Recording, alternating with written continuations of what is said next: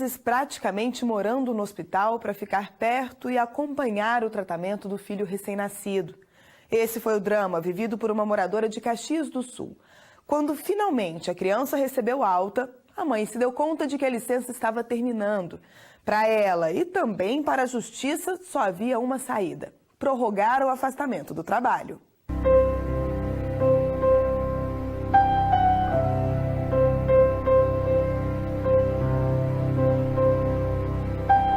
A luta do pequeno Carlos Henrique pela vida começou em junho, quando ele nasceu. Um bebê de 670 gramas, né? É um impacto muito grande tu enxergar o teu filho tão pequenininho e tão frágil, onde tu olha ele dentro de uma incubadora e tu só enxerga uma fralda cortada no meio, era o que ele vestia, e uma touca. Como nasceu prematuro, o bebê de Vivian teve que permanecer no hospital. A minha rotina era sair de casa, levantar cedo, sair de casa para ir tirar o leite para ele receber. Às vezes eu vinha para casa almoçar, voltava para o hospital e ficava até a noite, que eu já tinha que fazer mais 2 retiradas de leite, né? Então às vezes eu ia de manhã e só voltava de noite. É uma rotina muito exaustiva. Após 4 meses internado na UTI neonatal desse hospital aqui de Caxias do Sul, o bebê finalmente recebeu alta e pôde ir para casa. Um momento de alívio e alegria, mas que veio acompanhado de um problema. A mãe percebeu que a licença maternidade estava terminando e em poucos dias ela teria de retornar ao trabalho. Por lei, quando dá à luz, a mulher que é segurada do INSS tem direito a afastamento remunerado do trabalho por 120 dias. Esse foi exatamente o tempo que o bebê ficou no hospital e por isso o contato com a mãe foi mínimo. Vivian decidiu então tentar prorrogar a licença maternidade e o caminho foi ingressar na justiça contra o instituto. O foco em primeiro lugar foi a criança, o bebê, a fragilidade deste bebê e a mãe poder auxiliar, porque a mãe ficou muito tempo sem poder ter o contato com ele e é muito importante. A gente tem os laudos da pediatra, laudos da psicóloga, que essa aproximação é muito importante. Ao ser questionado, o INSS se limitou a responder que o pagamento do salário maternidade e a prorrogação da licença até poderiam ser concedidos por mais 2 meses, como prevê a legislação, mas sustentou que a decisão caberia apenas à empresa em que Vivian trabalha. Ilegitimidade passiva do INSS significa que o INSS não seria a parte responsável para ser demandada no processo. Mas o que Vivian pediu na ação não foi um complemento, e sim o direito de ficar os 4 meses ao lado do filho, exatamente como decidiu o juiz. Qual foi a nossa decisão em apertar a síntese? A mãe ou a criança, principalmente a criança, tem o direito de permanecer com a mãe durante 4 meses a partir do momento do nascimento. Neste caso, como não foi o nascimento, é a partir do momento que ela foi para casa, que ela teve alta do hospital. Ou seja, a partir do efetivo convívio, 4 meses, os 120 dias que a Constituição, que a lei prevê. Hoje, com quase 2,5 kg, esse pequeno guerreiro ainda usa tubo de oxigênio. Mas a primeira batalha para continuar vivo, ele já venceu. Ele não desistiu nem um minuto e eu não vou desistir por ele.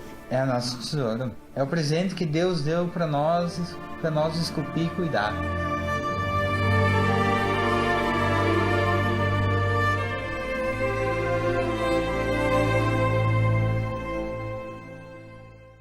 Muita gente não se dá conta, mas todo aquele conforto tão procurado nas praias costuma esconder irregularidades graves e até danos irreversíveis ao meio ambiente.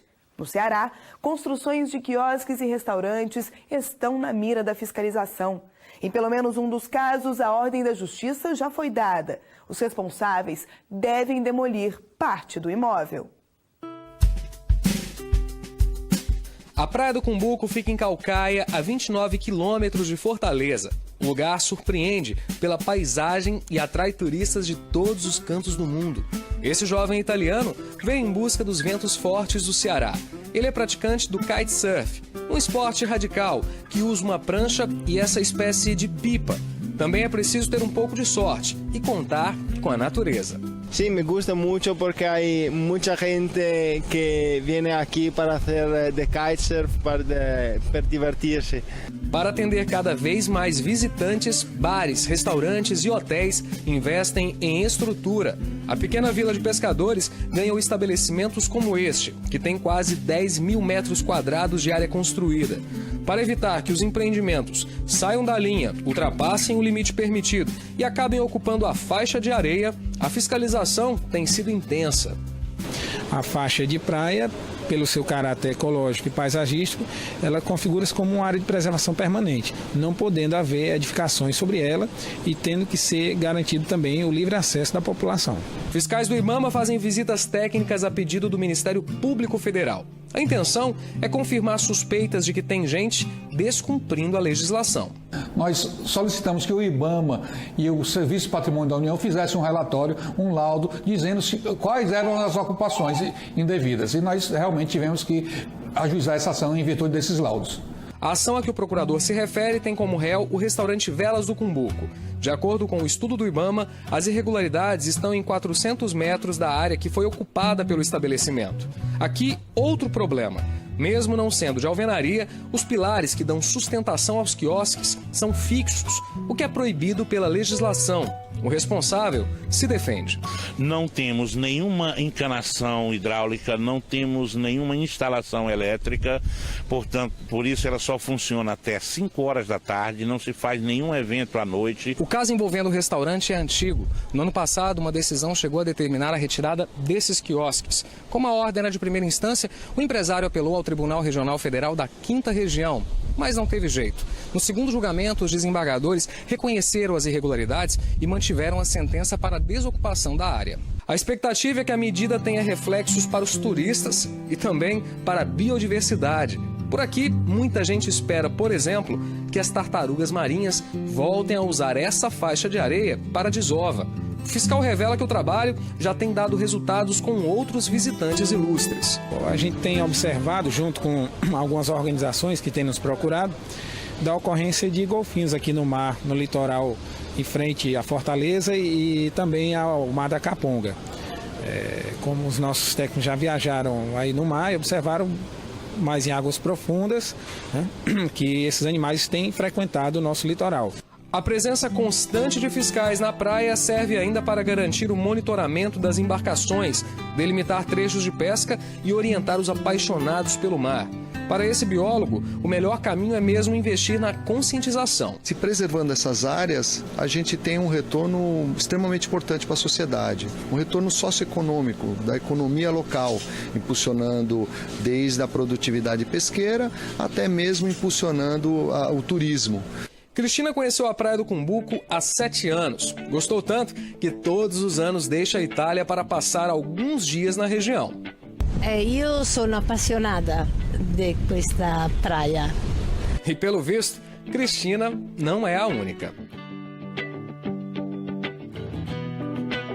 Recentemente, a Justiça Federal condenou a União a indenizar em R$160 mil a família de um cozinheiro vítima de diagnóstico errado. Por 11 anos, ele acreditou ter AIDS e morreu por causa dos efeitos do tratamento que nem precisava ter feito. Uma falha grave cometida em um hospital público do Rio de Janeiro. E esse não foi o único caso. O repórter Adeilton Oliveira conta a história de uma mulher que também sofreu as consequências de um diagnóstico errado. O Hospital Universitário Gafreguini existe desde o começo do século XX. Em 1987, passou a ser referência no tratamento de portadores do vírus HIV. Mas eles não são os únicos pacientes por aqui. Como tem convênios com o Sistema Único de Saúde, a unidade oferece atendimento gratuito em várias especialidades. Foi aqui que, em 1996, Andréia fez o pré-natal do primeiro filho. Os exames não indicavam qualquer anormalidade, nem com ela, nem com o bebê. Tudo caminhava para um parto tranquilo quando a então vendedora foi chamada às pressas ao hospital, onde ouviu do médico uma notícia inesperada. Eu me lembro como se fosse hoje. Ele falou, não, seus exames estão todos bons, só tem um que está ruim. Aí eu perguntei, qual é o exame, doutor? Ele falou sobre o HIV positivo. Isso abriu o chão para mim. Aí tá bom, eu fui, ele falou assim, agora você vai se arrumar para poder a gente fazer uma cesárea. Existem várias experiências mundiais. Este especialista explica que hoje a situação seria diferente. Primeiro porque, pelas regras atuais, o exame para detectar o vírus da AIDS é feito logo no início da gestação e não no fim da gravidez, como aconteceu com a Andréia. E segundo, porque caso o primeiro teste, que fica pronto em 15 minutos, dê positivo, um novo exame é feito em seguida. É a chamada contraprova, que serve para não deixar dúvidas sobre o diagnóstico. Então, unidade, por exemplo, que tenham residência em medicina de família, os residentes aprendem a dar essas má notícias que a gente chama, né? Então, existe técnica para isso, a gente discute isso nas nossas sessões clínicas, nas reuniões que a prefeitura faz, nos ciclos de debate. A ex-vendedora conta que a cirurgia foi rápida e que logo após o nascimento, ela e o filho passaram por alguns procedimentos que servem para evitar que o recém-nascido seja contaminado pelo HIV. No prontuário, a indicação de que se tratava de uma soropositiva estava em destaque. A enfermeira falou, olha, infelizmente a gente vai aplicar um medicamento em você para secar seu leite, porque você não pode amamentar. E era o momento mais especial, que eu sempre tive o sonho, quando eu tivesse meu filho, o que eu vou poder deixar para ele, de herança, é a força que eu tenho interior. Mãe e filho tiveram alta depois de 5 dias. Ele, livre de qualquer indício de HIV. Mas para Andréia e o marido, era só o começo de uma interminável agonia. Aquilo era sinal de morte. Eu lembro que eu tô morto. Vou morrer. A gente sofreu e achava que não ia ter futuro.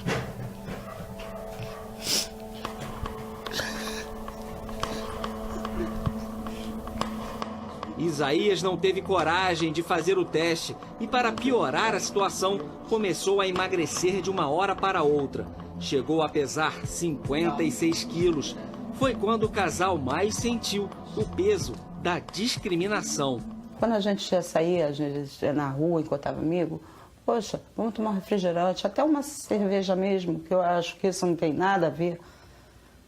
As pessoas serviam a gente no copo de plástico.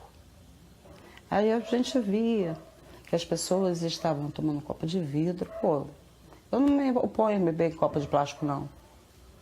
Mas era só a gente virar as costas, a pessoa jogava o copo de plástico fora. Quase 10 anos se passaram até que a família fez uma descoberta surpreendente. Os dois nunca tiveram o vírus HIV. O emagrecimento de Isaías era provocado por uma diabetes, detectada por exames de saúde e já em tratamento. Faltava Andréia tomar coragem e finalmente verificar se ela era, de fato, soropositiva. A prova final veio com a apresentação do resultado por um laboratório particular. Dessa vez o exame foi taxativo, HIV não reativo. Diante da descoberta, o casal nem pensou 2 vezes e levou o caso à Justiça Federal. Ganhou em primeira e em segunda instâncias, mas mesmo assim, a Universidade Federal do Estado do Rio de Janeiro, a Unirio, a qual o Hospital Gafreguini é vinculado, recorreu da determinação. A palavra final dos tribunais ainda não foi dada, mas se for condenada, a instituição vai ter de pagar R$20 mil a cada um dos atingidos. Andréia e Isaías contam que descobrir que não tinham o vírus da AIDS trouxe alívio e fez o casal ganhar fôlego novo. Parece que houve assim, uma libertação, cara, que a gente começou a voltar, a correr atrás do futuro.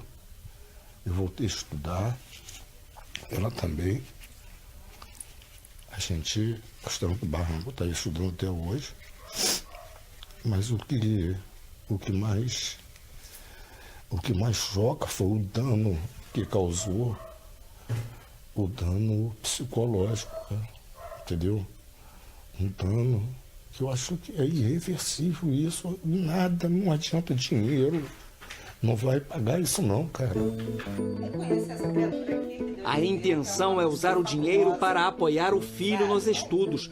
Hoje ele tem 17 anos e, segundo a mãe, ao receber a notícia de que os pais não eram portadores do HIV, teve 2 reações.